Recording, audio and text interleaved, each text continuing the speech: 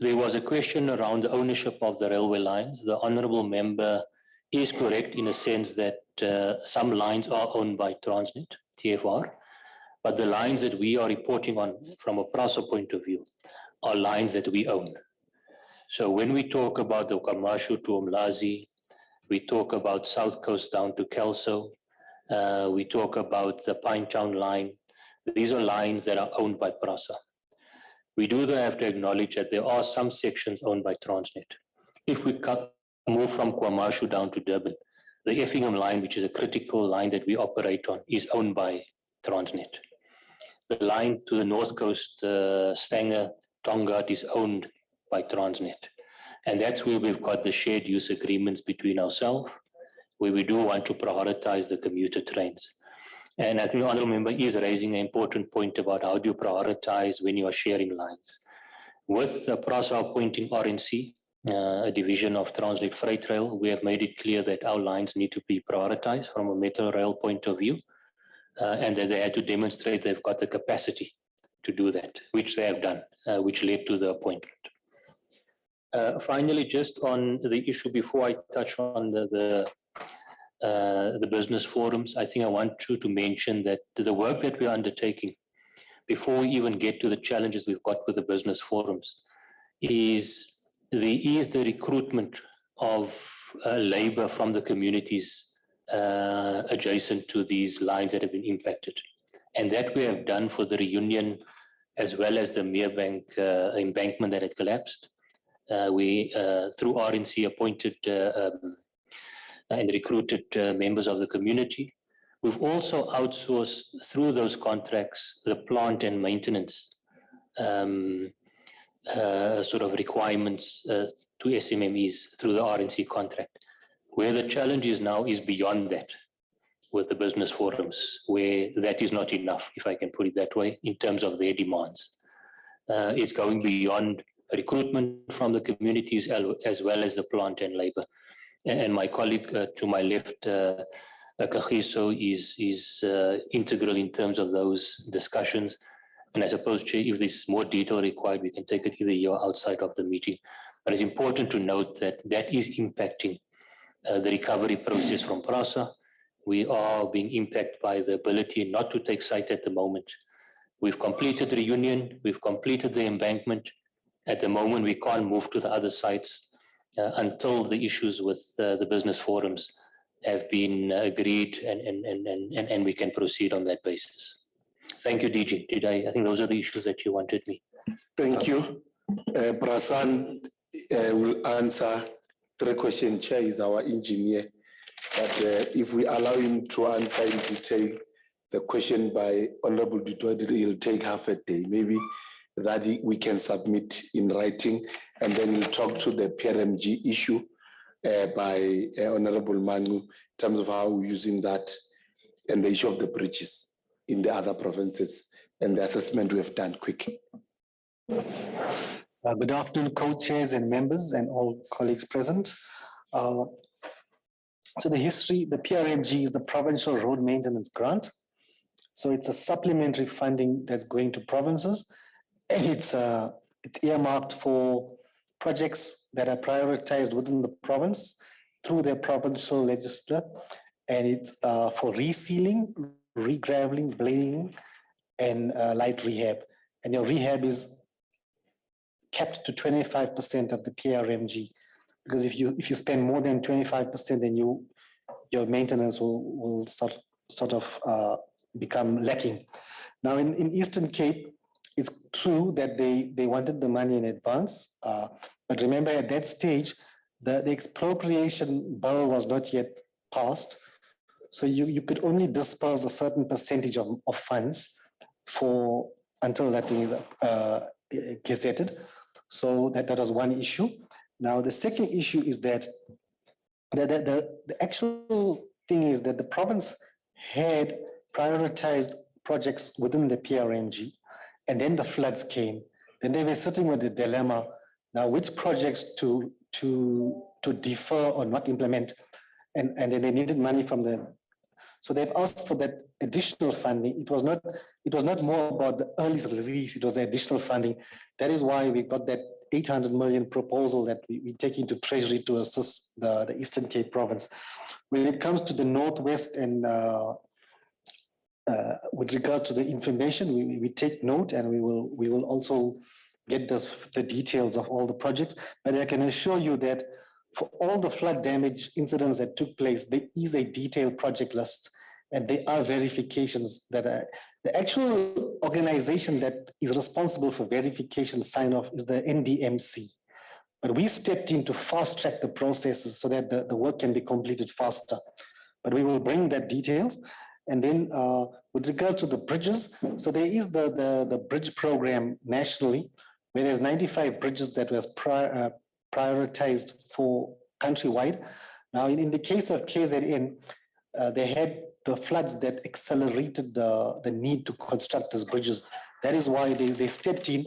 As part of that 2.9 billion, some money was set aside for those 23 bridges. So similar exercises are still taking place with the provinces to finalize their prioritization, and they will add to the list for bridges. And those bridges will be implemented in partnership with Public Works, Infrastructure, and the National Defence Force. Thank you very much, DG. Thanks, Chair. Just in summary to then say, Chair, we got the issues that were raised by the honorable members. And I think it's about really the detailed information about other provinces. Based on the assessment that we have done when we submit the next report, we'll be able to give the details, especially in the Eastern Cape. It's a lot of ground that we have covered. Northwest came in late, but we'll be able to on-ramp in terms of those particular issues. With regard to maybe just the last issue that was raised by both, I think it's Honorable Khai and Honorable Lesoma, to then say, how do we then deal with the issue of coordination across the board? It's obviously our engagement through the RTT, whereas national, especially in those focus areas in terms of floods, we coordinate with provinces and municipalities. But beyond that, we have an element of monitoring of the PRMG in terms of the money that we give to provinces and the project lists that are then dealt with in that regard. So we're able to provide that monitoring level. And I think colleagues have talked to the issues of the funding and how it has been done. Chair, I think that's from my side. I think colleagues have able to deal with those issues, but additional information and the issue of the pricing will then be guided by the committee, and we'll make sure that we submit that additional information. Thank you very much. Thank you, Acting DG. Let me take this opportunity to allow the Honorable Deputy Minister Chikunga to do her concluding remarks. Honorable DM from the virtual platform.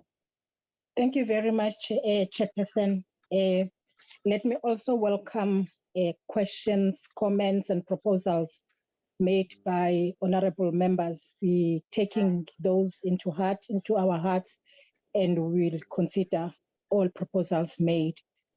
We are aware, we've been made aware that the ad hoc committee will be visiting provinces to check on what we are saying we have done or we are doing. And we will ensure that as requested by members, for Northwest as well as Eastern Cape, we also provide detailed information, because I think it is also available. We take note of that. Maybe just to mention, Chairperson, that whatever plan that we are talking about and whatever intervention that we're talking about, it does include both rural as well as urban roads. However, there will be need for prioritization. I just want to make one example, Chairperson, that for now, as we indicated, we have waived the collection of toll fees at Otungati and Mvoti, for instance. And that actually talks to revenue collection, which of course is impacting negatively on Sanral in terms of what they will have collected every week, and the work that Sanral has to do to maintain its own national roads, but also some of the roads that are being transferred to it does need everything. And therefore, it then says we will then have to prioritize the repair of those.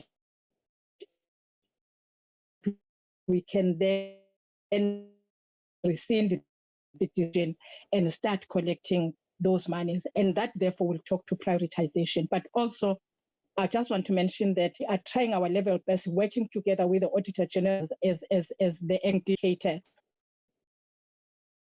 that we do is above board in terms of following processes and legislation. Whatever that we, for instance, deviations, they also have to be done within the work. So yes, we are trying to speed up processes, but even that has to happen within the legal framework so that we are not found wanting at the end of everything. I just want again to thank you for this opportunity and welcome the comments made by one of the honorable members about the loss of my family members. We are trying our level best to recover from that, difficult as it is, but we are trying our level best. I must indicate it is definitely difficult. Thank you. Thank you, Honorable TM. I must also indicate as co-chairs that the message from the Honorable Member, it's a true reflection of the entire committee, irrespective of political affiliation. We are with you in our prayers every day. Thanks very much, colleagues. Thank you, Acting DG and the team that we have led, and Honorable DM and Honorable Members. We are back at 2 o'clock, strictly straight to lunch. Then 2 o'clock, we're back to continue with the business of the day. Yeah, it's 1:30. We can do it. It's not the number is not too much. We can do it in 30 minutes. Let's go straight to lunch, not unless you want to smoke for 20 minutes. He doesn't smoke. I know you don't. He wants to eat for 40 minutes. 2 o'clock, we're back, colleagues. It's so unfortunate to those that are on the virtual platform.